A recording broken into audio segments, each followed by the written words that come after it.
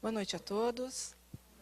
Que a paz e o amor do nosso Pai maior possa nos envolver hoje e sempre, que possamos sair daqui fortalecidos, que nós possamos levar para os nossos lares um pouquinho daquilo a qual viermos buscar. Na noite de hoje, nós vamos falar, o título da palestra é Se fosse um homem de bem, teria morrido. É o item 22 do capítulo 5º do Evangelho segundo o Espiritismo, que o capítulo 5º fala, bem-aventurados os aflitos.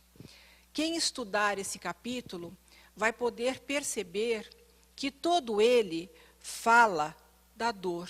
Então, a questão central deste capítulo é dor, é o sofrimento que cada um de nós passa enquanto estamos aqui na Terra. Na Terra, nesse planeta de provas e expiações. Mas quando Jesus diz, bem-aventurados os aflitos, que é o título da palestra, é o tema do capítulo, bem-aventurados os aflitos, ele diz, graças àquele que sofre. Mas como é possível? Quando você fala em aflitos, o que isso significa? Nós vamos buscar o conceito de aflitos e vamos ver que o conceito de aflito é tristeza, dor física, dor moral, angústia, mágoa, ressentimentos e assim vai. Então, pressupõe dor e pressupõe sofrimento quando nós estamos nessa situação. Mas como nós devemos encarar a dor? Como nós devemos encará-la? Então, nós sabemos que a dor é inevitável pelo estágio evolutivo que nos encontramos. Se nós vivemos num mundo de provas e expiações, o que predomina no nosso planeta hoje? Sem dúvida nenhuma é a dor. Quando a Terra deixar de ser um mundo de provas e expiações e passar para um mundo de regeneração, aí sim o que vai predominar é a felicidade. Portanto, todos nós, em momentos das nossas vidas, passamos por momentos de dor, momentos de sofrimento. Mas nós não fomos criados para sofrer. Deus não nos criou para que nós sofrêssemos. Deus nos criou para sermos felizes. Por que será que então sofremos? Sofremos porque nós usamos muito mal o nosso livre-arbítrio. Nós sofremos por conta da nossa inferioridade moral, espiritual, a nossa ignorância. Porque, quando eu digo ignorância, não é ignorância no sentido pejorativo, mas é ignorância no sentido de não conhecimento. Porque, como eu disse, todos nós fomos criados iguais. Deus não privilegiou ninguém. Então, portanto, todos nós fomos criados simples e ignorantes. Conforme nós vamos evoluindo, nós vamos vivenciando, nós vamos aprendendo. E o que foi que Jesus disse? Conhecereis a verdade e a verdade vos libertará. Então, essa verdade que Jesus veio nos trazer, que é a verdade do Pai, ela de fato vai nos tirar da nossa ignorância. E nos tirando da nossa ignorância, nós vamos ter a possibilidade de nos transformar, de nos modificar e haver uma mudança interior em nós mesmos. Por isso que ele diz, conhecereis a verdade e a verdade vos libertará.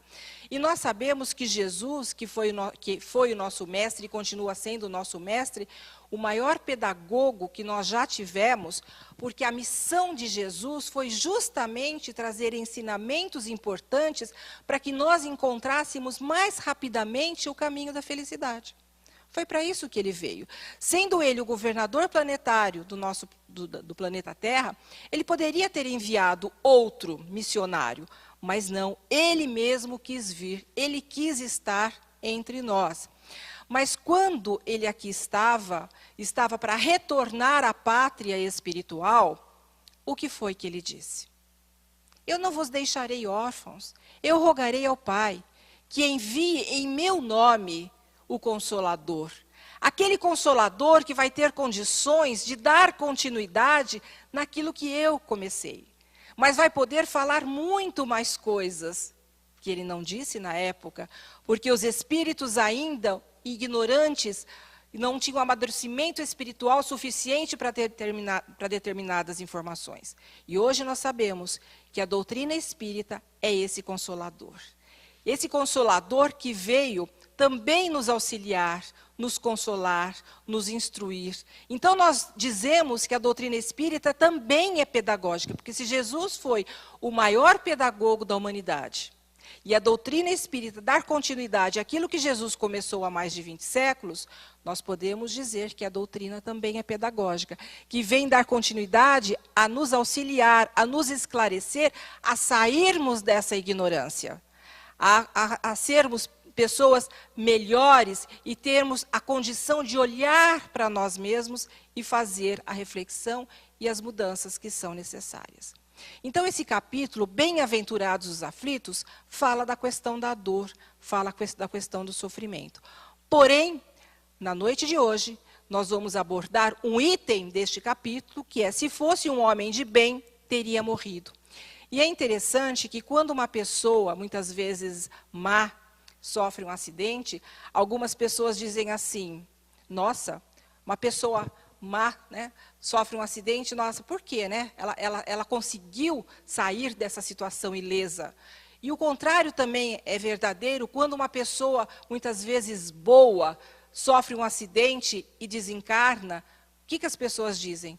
Com tanta gente ruim, por que tem que ir os bons primeiro? E não é só isso. Quantas pessoas, quando desencarna uma criança em tenra idade, as pessoas ficam inconformadas. Como é que pode uma criança com tanta vida pela frente, com tanto aprendizado, com tanto trabalho que teria para executar nessa vida, vai antes? Então, sempre há o inconformismo diante da morte. Pode ir a pessoa ou pode, de repente, ficar. Sempre as pessoas questionam acerca disso. Havia um homem espírita que ele estava viajando, estava numa estrada e chovia muito, mas chovia muito. E era à noite e o seu carro derrapou. Ao derrapar o carro, caindo numa ribanceira, o carro deu perda total. Mas ele saiu ileso dessa situação. Saiu ileso e aí ele ficou agradecido pela oportunidade de continuar vivo fisicamente. E ele, então, não via a hora de chegar em casa, de poder abraçar os seus familiares e de poder, além de abraçar os seus familiares, poder fazer uma oração em agradecimento a Deus pela oportunidade de continuar vivo fisicamente. E assim o fez. Foi para casa, chegando lá, abraçou a família e depois se recolheu para as suas orações. E ao abrir o Evangelho segundo o Espiritismo, abrindo o capítulo, saiu isso para ele. Se fosse um homem de bem, teria morrido. Aí ele ficou triste. Ele estava feliz por ter sobrevivido, mas ao mesmo tempo ele ficou triste porque ele não entendeu a mensagem do Evangelho. Ele achou que ele sobreviveu porque ele não era uma pessoa boa. Na verdade, quando nós estamos na doutrina espírita, nós não podemos somente estar, nós devemos ser espíritas. E ser espíritas é necessário que nós possamos de fato estudar, de fato compreender, porque estar espírita é você frequentar de vez em quando, é você não ter o compromisso e a comprometibilidade com a doutrina. Mas nós precisamos ter. Quando nós abraçamos a doutrina, nós precisamos nos inteirar, conhecer, vivenciar aquilo que a doutrina prega. E nós precisamos passar isso adiante, porque quanto mais pessoas conhecerem a doutrina, sendo ela consoladora, também vão se consolar diante dos conhecimentos que adquirirão. Porém, nós precisamos divulgar o Espiritismo. Mas divulgar o Espiritismo não é simplesmente vir aqui fazer palestra. Divulgar o Espiritismo não é só você escrever para um jornal ou você escrever um livro. Todos nós podemos divulgar a doutrina espírita e devemos fazê-lo. De que forma? Quando estamos entre amigos, a oportunidade de falar sobre o Espiritismo. Mas para que possamos falar sobre a doutrina, nós precisamos conhecê-la. E conhecer o Espiritismo não é simplesmente ler de vez em quando um livro espírita, ou um romance espírita, que por sinal é muito gostoso, mas nós precisamos estudar. E a melhor forma de fazê-lo é em grupo, é vir à casa espírita e participar de grupos de estudos, para que possamos trocar ideias, porque às vezes o nosso entendimento daquilo que estamos lendo não é o correto. E trocando experiências e trocando ideias, nós podemos, de fato, chegar ao entendimento o que a doutrina está querendo nos passar. Foi o que aconteceu com essa história a qual nós contamos agora. O homem chegou em casa e, ao ler o Evangelho, não entendeu a mensagem. Mas a morte é sempre uma dor, a morte física, a separação é sempre uma dor para quem fica. Mas nós temos que entender que o acaso não existe. Ninguém morre antes da hora. Quando que nós vamos antes do tempo? Quando nós cometemos o suicídio. Mas isso seria o suicídio consciente. Existe o suicídio inconsciente que muitos não sabem. Onde que é o suicídio inconsciente? Quando, por exemplo, eu pego o carro em alta velocidade e vou lá fazer um racha. Eu posso vir sofrer um acidente e desencarnar nesse acidente. Portanto, é um suicídio também inconsciente. Os nossos vícios, muitos vícios, também são suicídios inconscientes. A pessoa não está lá utilizando-se do cigarro, da bebida e da droga porque ela quer desencarnar. Mas, fazendo isso, ela vai atingir o seu corpo e, atingindo o seu corpo, ela pode vir a óbito, ela pode desencarnar. Ou seja, ela pode ir antes do tempo. Embora todos nós tenhamos um tempo de existência na Terra, de acordo com o nosso planejamento reencarnatório, nós podemos ir antes, sim. Mas também podemos prolongar a nossa estadia aqui na Terra, se nós cuidarmos do nosso corpo, dessa máquina a qual Deus nos deu, para que nós pudéssemos aqui estar. De que forma? Ter uma boa alimentação, ou seja, fazendo exercícios, não ter uma vida ociosa, porque hoje, antigamente, as pessoas ficavam na frente da TV, assistindo TV, comendo pipoca, não é? Às vezes, comendo bolacha. Hoje, as pessoas ficam na frente do quê? O celular ou o computador, né? Ficam ali na frente do computador. Mas nós temos que aproveitar ao máximo a nossa estadia aqui na Terra, fazendo coisas boas, coisas positivas, cuidando do nosso corpo. Se temos algum problema físico, alguma doença, vamos procurar um médico. Tem pessoas que têm o hábito de se automedicar. Vamos cuidar, ou seja, vamos buscar ficar ao máximo possível aqui, enquanto estamos aproveitando as oportunidades. Então, quem parte para o lado de lá, seja bom ou seja ruim, é porque terminou a sua missão, terminou a sua tarefa. Todos nós temos uma missão. Todos nós. Nós temos a missão de viver primeiro no bem. Essa é a nossa missão. Porque vivendo no bem, nós vamos ter oportunidade de evoluir mais rapidamente. Mas nós temos a missão de ser um bom pai, uma boa mãe, um bom filho, um bom amigo.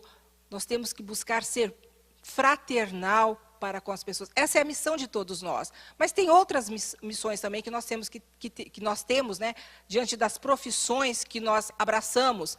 Seja ela um gari, seja um vendedor, seja um professor, seja um médico, seja um advogado, não importa a profissão que nós escolhemos. Nós temos que buscar fazê-lo da melhor forma possível. Se nós estamos aqui hoje abraçando a causa espírita, essa doutrina abençoada, nós temos que dar o melhor de nós para poder divulgar, para que outras pessoas também tenham oportunidade de conhecer. Mas quando a nossa missão, seja ela qual for, findar, nós partimos, nós retornamos à pátria espiritual. Há pessoas que têm missão maior diante da humanidade. Nós vemos, por exemplo, um Chico Xavier, um Bezerra de Menezes, uma Madre Teresa de Calcutá, que tiveram uma grande missão e são exemplos hoje para todos nós. Mas todos nós temos a nossa missão, e não importa, todas elas são importantes. E nós sabemos que a Terra é uma grande escola, e nós estamos aqui para aprender. Portanto, a morte é sempre dor para quem fica, porque nós não fomos preparados para enfrentá-la. Tanto é verdade que vocês nunca viram numa rodinha de pessoas as pessoas falando sobre morte, ou sobre a possibilidade da sua desencarnação. Vocês já ouviram pessoas comentando sobre isso? Começa a conversar sobre morte, a pessoa já muda de assunto. Ninguém quer saber, ninguém está com pressa para ir embora. Por mais conhecimento que nós possamos ter sobre a imortalidade da alma, ninguém quer partir. Todos querem ficar. Então, esse é um assunto proibido nas rodinhas. Nós até podemos comentar de alguém que foi. Mas com a possibilidade de irmos, ninguém vai falar. Né? Mas é necessário que nós possamos nos preparar, porque nós não vamos ficar aqui eternamente. Vai chegar um momento que nós vamos voltar, retornar à pátria espiritual. Mas aqueles que vão, para aquelas pessoas que foram, é sempre uma dor, mesmo para aqueles que têm o conhecimento da imortalidade da alma. Mas a dor é maior ainda para aqueles que não sabem ou não têm o conhecimento da imortalidade da alma e da possibilidade do reencontro depois que nós partimos e o reencontro ainda enquanto estamos aqui. Porque nós podemos sentir a presença daqueles que partiram ao nosso lado. Nós podemos reencontrar aqueles que partiram durante o sono, durante o desdobramento. Eu tinha uma vizinha que ela foi embora muito cedo. Ela foi embora, acho que com 29 anos, ela tinha recém-formada, ela foi enfermeira padrão. E ela estava trabalhando num grande hospital em São Paulo e ela veio para cá, solteira, ela estava namorando, veio para cá e na casa da mãe, a hora que ela estava tomando banho, ela teve um infarto fulminante e veio a desencarnar. A mãe, católica, para vocês terem uma ideia do nível de catolicismo da nossa irmã, que é uma coisa, ela era uma fofa, adorava, ela ia toda manhã, antes do desencarne da filha, colocar flor no altar. Toda manhã. E quando tinha casamento, porque hoje você contrata as pessoas que vão arrumar a igreja. Naquela época, ela é quem arrumava a igreja quando ia ter casamento. Quando a filha desencarnou, foi um desespero total. Um desespero total. Imagina, perder um filho, não é... Eu tenho os meus filhos, mas eu fico imaginando a dor que seria perder um filho. Porque o amor que nós temos pelos nossos filhos são muito grandes. E ela ficou inconformada. E um dia ela encontrou alguém na rua que a convidou a ir num centro espírita. E ela disse, imagina, eu sou católica. Não, mas vai, não custa você ir, vai ao centro espírita. E naquela época, que a Maria desencarnou, as casas espíritas tinham por hábito ter trabalhos de comunicação dos espíritos e as pessoas com assistência. As pessoas participavam, não é, do trabalho. E ela acabou indo, de tanto insistir, ela acabou indo. E ela estava sentadinha assim, e os médiuns em volta da mesa, de repente veio uma comunicação, e ela, quando ela estava na casa dela, toda manhã ela tinha um altar na casa dela. Ela orava todo dia, ajoelhadinho, no altar da casa dela. Quando veio a comunicação, começou falando que a mãe estava presente, e que a mãe ficasse sabendo que todos os dias, quando ela ficava ajoelhadinha na frente do altar, e ela ficava emocionada, é porque ela estava ao lado da mãe. Aí, quando ela começou a contar, a minha mãe precisa se desfazer de tudo que é meu, porque tudo que é meu está exatamente como era. Até a última roupa que eu vesti, ela não tira de cima da cama. Está ali estendidinha em cima da cama. E aí ela percebeu que se tratava da filha, voltando para consolar aquela mãe. E ela, a partir daí, ela se interessou pela doutrina e se interessou em frequentar, em trabalhar, e começou a trabalhar, inclusive, com pessoas idosas. Mas não foi só isso. Não foi só a comunicação. Ela passou a dormir e a filha passou a vir buscá-la, porque ela questionava muito o fato da moça ter feito enfermagem, era enfermeira padrão, ter estudado tanto para desencarnar tão cedo. E quando ela veio buscar a mãe pela primeira vez, aliás, vieram buscá-la e a levaram ao plano espiritual, num grande hospital, onde ela entrou e ficou sentadinha numa cadeira, e tinha um vidro, e ela viu a filha vindo pelo corredor. A hora que ela viu a filha, ela foi e abraçou a filha, e a filha virou e falou assim, mamãe, eu quero que você veja que eu continuo trabalhando, só que agora aqui. Então foram vários encontros que ela teve com a filha através do sono. E nós podemos, através do sono, reencontrar com pessoas que já foram. Às vezes nós não lembramos, mas sentimos a presença deles e no dia seguinte relembramos, né, aquela sensação de que fato nós estivemos juntos. Então, não importa se a pessoa é boa ou se a pessoa é má, sempre haverá alguém chorando e alguém sofrendo por aqueles que partiram. E, normalmente, as pessoas sofrem muito mais, como eu disse, quando não têm o conhecimento da imortalidade da alma e da possibilidade do reencontro. E quando é morte prematura, então, o inconformismo é maior ainda. O inconformismo é maior ainda. Há uma história também de um mentor espiritual que tinha um casal que ele cuidava da parte espiritual e ele queria que esse casal seguisse o bom caminho, mas o casal não estava no bom caminho. E ele não conseguia mais, por mais intuição, por mais aconselhamento que ele dava, o casal não percebia esse aconselhamento. Até que ele pediu permissão ao mundo espiritual que ele pudesse vir como filho do casal, porque o casal não tinha filhos. E aí ele veio, ou seja, a moça acabou por engravidar e ele acabou vindo como filho do casal. O casal ficou super feliz, ficaram maravilhados por serem pais, todo carinho, toda a dedicação àquela criança, até os 5 anos de idade, quando aquele espírito retorna à pátria espiritual. E aí foi o quê? Um sofrimento muito grande, se separar daquele filho. Até que alguém, diante do sofrimento, aconselhou que eles fossem para uma casa espírita. E assim o fizeram, foram para a casa espírita. E ao chegar lá, ao ter contato com todo esse conhecimento que nós temos da imortalidade da alma, eles passaram a frequentar a casa, passaram a trabalhar na casa e passaram a trabalhar pelo próximo.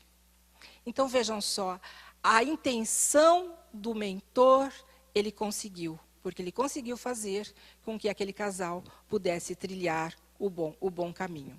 Na questão 199 do Livro dos Espíritos, Kardec pergunta à espiritualidade: por que a vida se interrompe com frequência na infância? E aí eles respondem a Kardec: a duração da vida da criança pode ser para seu espírito o complemento de uma vida interrompida antes do termo devido, e sua morte é frequentemente uma prova ou uma expiação para os pais. Às vezes a criança parte, como nesse caso a qual eu contei, foi uma missão que ele pediu para a espiritualidade, mas normalmente a criança também pode retornar prematuramente à espiritualidade, porque ela veio somente complementar, né, um tempo de vida interrompida numa vida anterior. Porque eu disse que o suicídio não é só o suicídio consciente, também é o suicídio inconsciente. Quando nós abreviamos a nossa estadia aqui na Terra. E aí nós temos que acabar complementando. Mas pode também ser uma prova ou uma expiação para os pais.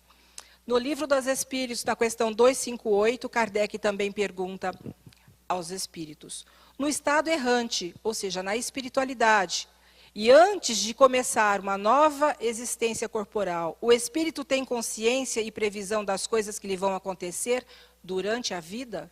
Vocês acham que quando nós estamos para retornar, nós estamos para reencarnar, vocês acham que nós temos condições de saber o que vai nos acontecer?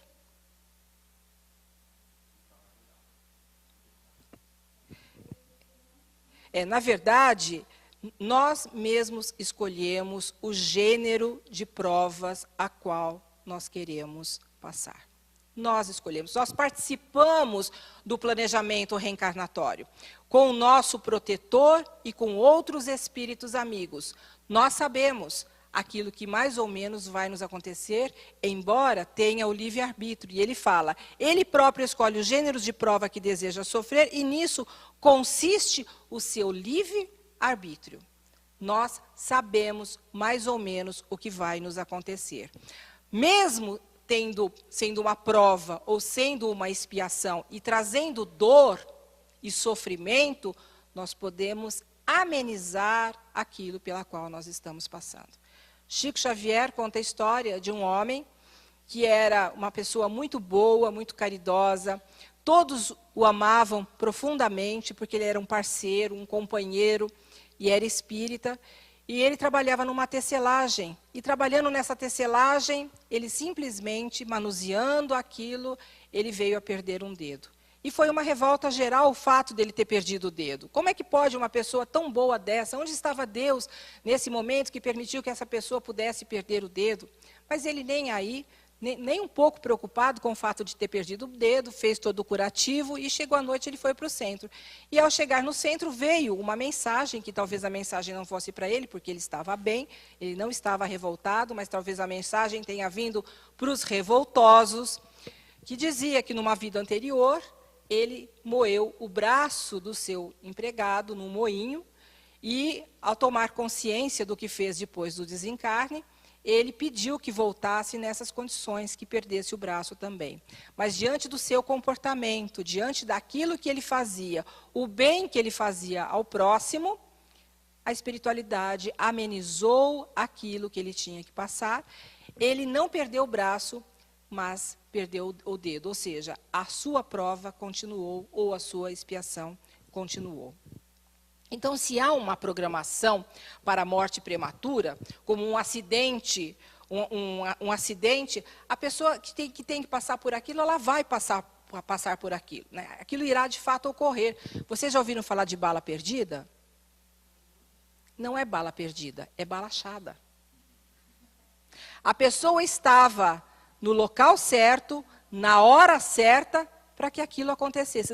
Se tem uma programação de uma morte violenta, muitas vezes, ela poderia ser atropelada, ela poderia estar num avião que caísse, ela poderia sofrer qualquer tipo de acidente, ou simplesmente receber uma bala achada, como nós estamos falando. Porque isso fazia parte da programação e do planejamento dela.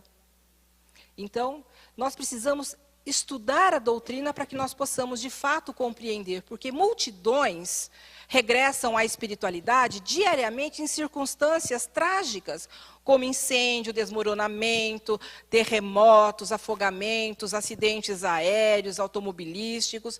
Há pouco tempo nós vimos aquele acidente trágico, né, da Chapecoense, que havia várias pessoas no avião, que quem viu os destroços depois não se conforma que dali saíram 5 sobreviventes. Como é que podem? Por que saíram 5 sobreviventes? Porque não estava no planejamento deles regressarem à pátria espiritual. Eles talvez estivessem na provação, eles deveriam passar por aquilo, mas não desencarnar daquela forma. E Jesus também teve uma morte prematura, se formos ver, porque ele viveu tão pouco entre nós, mas o suficiente para mudar a história da humanidade em antes e depois. Então, a doutrina espírita, tais circunstâncias, estão associadas às nossas experiências evolutivas e à necessidade de cada um de nós. Então, nós passamos por aquilo que temos que passar, e isso faz parte da nossa programação, mas principalmente do nosso aprendizado. Então, quanto à programação, né, espiritual, quem leu aqui Missionários da Luz? Quem leu Missionários da Luz viu a complexidade que é um processo reencarnatório, na reencarnação de Segismundo. Não é tão fácil assim reencarnar como nós pensamos. Quem lê esse livro vai ver a dificuldade que foi, né, o contexto ali para a reencarnação.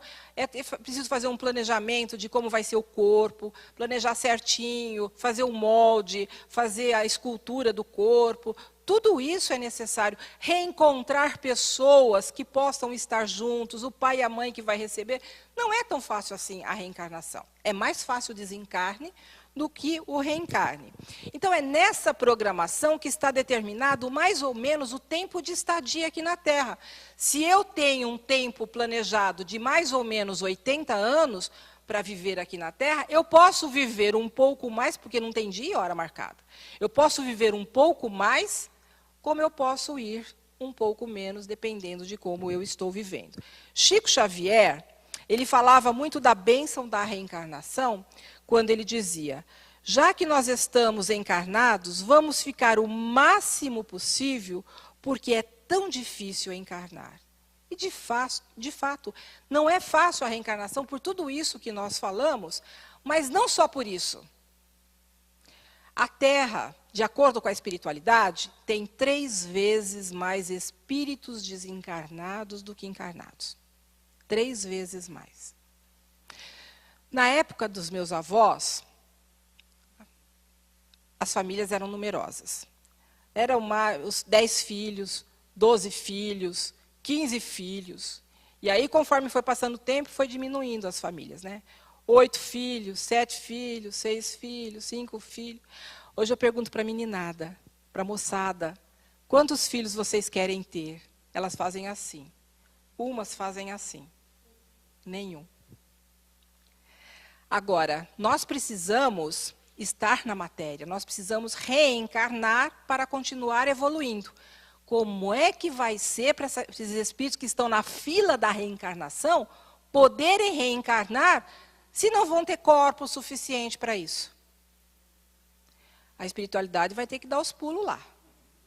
Eles vão ter que fazer alguma coisa para mudar a mentalidade das jovens e dos jovens, né, de uma maneira geral, ou vão ter que reencarnar em outros mundos. Vão ter que ir para outros mundos, não sei. Aí é um trabalho para eles lá, para que esses espíritos possam continuar reencarnando. Mas para vocês verem a complexidade da reencarnação, ao caso de Silas, na Ação e Reação, alguém leu aqui Ação e Reação? O caso de Silas, na Ação e Reação, bem rapidamente. Silas era filho único, de pais ricos, mas uma pessoa materialista, egoísta. Aí a mãe, pensando assim, ele vai mudar se ele fizesse medicina, ele vai se humanizar. E ela fez a cabeça do Silas para fazer lá a medicina. E ele foi fazer medicina. Não adiantou nada, porque ele continuou materialista, egoísta e tudo mais. E aí a mãe, depois de um tempo, veio a desencarnar. O primeiro pensamento do Silas foi, meu pai morrendo, tudo que é dele agora é meu. Um belo dia, o pai chega em casa e disse, vou casar.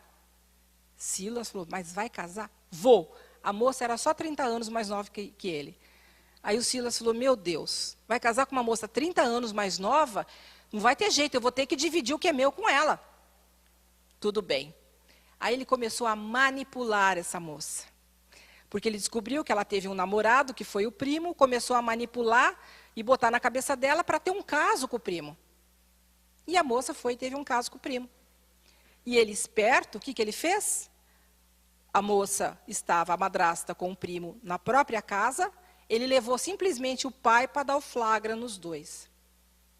E o pai, obviamente, ficou passado, ficou muito triste com toda aquela situação, revoltado.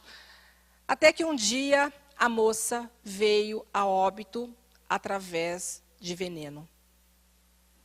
Aí todo mundo achando que ela tinha se suicidado. O pai do Silas, no leito de morte, chama o Silas e conta para o Silas, filho, eu fui envenenando a sua madrasta, até que ela veio a morrer. O Silas ficou com remorso, porque ele era culpado de toda aquela situação. E aí, revoltado, o pai desencarnou, ele foi fazer uma viagem, quando voltou, sem querer, também tomou veneno e acabou desencarnando, e todo mundo achando que ele também havia se suicidado. Conclusão, chegou na pátria espiritual, viu o que tinha feito, né, o que tinha feito, aí depois de um tempo encontrou o pai, encontrou a mãe, resolveram voltar para poder receber o Silas, para poder receber a madrasta, e que eles juntos pudessem conviver, desenvolver sentimentos e aparar as arestas. Tudo bem, só que eles não encontravam a madrasta. Há 10 anos eles procuravam a madrasta para que ela pudesse voltar, mas eles não estavam encontrando. Então vejam como não é fácil a reencarnação. Não bastasse a falta de casais querendo ter filhos. Ainda tem tudo aquilo que nós vimos hoje que dificulta ainda mais a reencarnação. Mas a doutrina espírita nos diz assim, ao reencarnar, o espírito se une ao corpo físico através do seu perispírito, molécula por molécula, e no desencarne esse processo é invertido e o espírito se desliga do corpo, molécula por molécula. Então, tanto na encarnação como na reencarnação, o perispírito se liga ao novo corpo, molécula por molécula. E no desencarne é a mesma coisa. Então, ninguém desencarna de uma hora para outra. Ou seja, é todo um processo de desencarne. A pessoa desencarnou hoje, mas já veio esse processo há um tempo, porque veio molécula por molécula se desligando para que pudesse, de fato, haver o desencarne. E aí o Kardec diz assim: o fluido perispiritual só pouco a pouco se desprende de todos os órgãos. De sorte que a separação só é completa e absoluta quando não mais reste um átomo do perispírito ligado à molécula do corpo. Então, ninguém desencarna de uma hora para outra. É um processo que vem vindo para que haja esse desencarne. Então, qual que é o motivo de nós estarmos aqui na Terra? Qual é o motivo da reencarnação? Sem dúvida nenhuma, é o progresso, é a evolução. Então, nós precisamos estar na matéria, porque é na matéria que nós damos saltos maiores de evolução. Embora nós possamos evoluir na pátria espiritual, é aqui que nós evoluímos, que nós damos salto. Por quê? Porque é o convívio com aqueles que nos foram difíceis, mas através do véu do esquecimento nós não reconhecemos. É a oportunidade de sermos testados, de sermos provados. É a oportunidade de receber no seio da nossa família espíritos que nos foram caros numa vida anterior. Inimigos de fato. Então é aqui de fato que nós evoluímos mais do que lá. Agora, quais os compromissos que nós assumimos diante do planejamento? É a missão e aquilo que resolvemos fazer enquanto estamos aqui. Que é a missão a qual eu disse que todos nós temos a missão de viver no bem. De viver bem com as outras pessoas e de fazer o bem. Fazer aos outros aquilo que gostaríamos que nos fossem feito. Todos nós reencarnamos para poder sermos melhores do que fomos no passado. E sempre existe um projeto, que é o projeto social e é o projeto biológico. Qual que é o projeto social? É a família, o projeto social são os parentes, são os amigos, são as pessoas com quem nós nos relacionamos. E o projeto biológico é o corpo a qual nós temos hoje, para podermos estar aqui. Então, a meta principal da evolução, sem dúvida nenhuma, é a evolução intelecto-moral, que é o projeto da espiritualização de cada um de nós. Tanto o intelecto quanto a moral, eles têm que estar páreo a páreo. Nós não podemos desenvolver mais o intelecto e menos a moral. E nós temos que desenvolver o intelecto e automaticamente desenvolver também a moral. Senão acontecerá conosco o que aconteceu com os nossos irmãos capelinos, que desenvolveram o intelecto mais do que a moral e precisaram vir à Terra, encarnar na Terra para desenvolver a moral. Mas o intelecto desenvolvido ajudaram na evolução material da Terra, trazendo informações preciosas, trazendo a escrita, trazendo as construções que nós vemos até hoje, que até hoje ninguém sabe como foi feito, porque eles trouxeram consigo essas informações. Não lembraram, obviamente, mas diante das dificuldades eles foram fazendo, elaborando, e hoje nós temos toda essa maravilha que vemos aí. Então, é programada a possibilidade de vitória. Quando nós estamos lá, que pedimos, às vezes, provas até mais difíceis do que, de fato, nós poderíamos suportar. Por isso que tem aquele ditado, né? Deus não coloca o fardo maior que os nossos ombros possam carregar. Porque a gente tem uma noção, enquanto estamos na espiritualidade, do que seria a verdadeira vida. E, às vezes, nós pedimos provas até mais difíceis.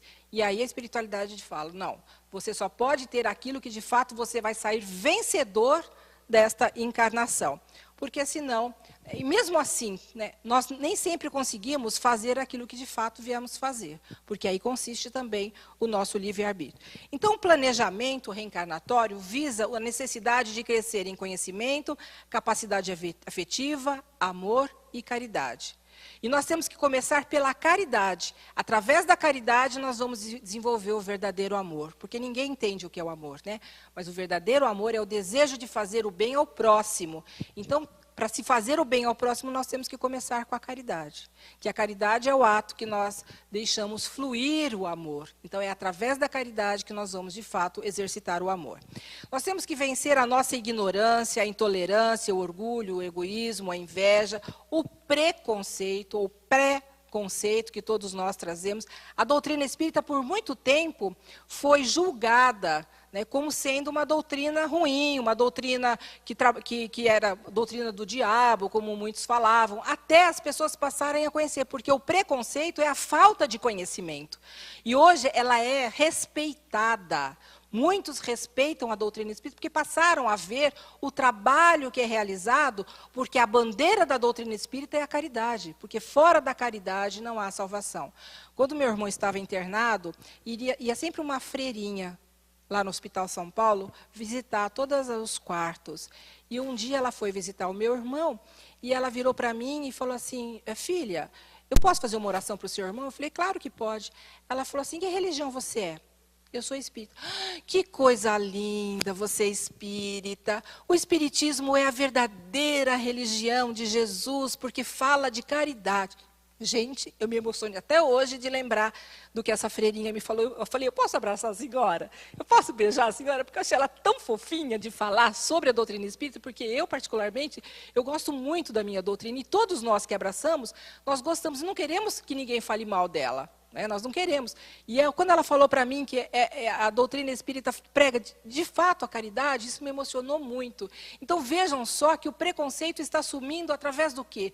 Do conhecimento. Então nós precisamos cada vez mais, de fato, conhecer e vencer, né, os preconceitos. Então é oportunidade valiosa de vencer as nossas más tendências e conquistarmos, portanto, a virtude. Então hoje nós trouxemos para reflexão esse item do Evangelho, né? Se fosse um homem de bem, teria morrido. Então nós vimos que ninguém retorna à pátria espiritual antes de terminar a sua missão.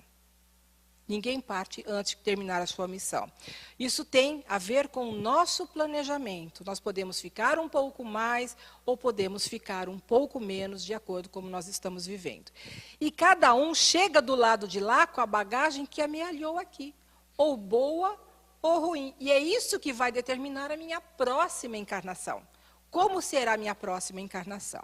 E nós vimos também a importância do estudo e do conhecimento para a conquista dessas virtudes, para a conquista do eu, para a conquista do self divino, porque nós trazemos a essência divina em nós. Nós trazemos conosco a nossa sombra, que é a negatividade do nosso ego, que só vai poder simplesmente ser anulada através da conquista da virtude. E é aí que o self divino vai poder, de fato, se iluminar e surgir. Então, portanto, meus irmãos, a dor, ela é inevitável. Porém, o sofrimento é opcional, como sempre dizemos. Cada um vai sofrer à sua maneira. Nós temos, quando falar de dor, sermos resignados diante da dor, como dizia Jesus, né? Bem-aventurados os aflitos. Resignados não é cruzar os braços diante da dor, mas é compreender a dor, é não ficar reclamando, não ficar resmungando, né, diante daquilo que está passando, mas aproveitar até como oportunidade de aprendizagem também aquilo que nós estamos passando. Mas nós podemos amenizar aquilo que estamos passando. Qual que é a moeda que nós temos que pagar aquilo que fizemos no passado? O amor e a caridade, começando pela caridade. Essa é a moeda, porque o mal que fizemos no passado vai ser anulado pelo bem que eu faço hoje. Portanto, que nós possamos buscar a verdadeira felicidade nesta vida através dos nossos atos, através do bem que eu possa fazer ao meu próximo. Boa noite a todos, que a paz de Jesus nos envolva e que todos tenham um lindo final de semana, apesar do frio, tá?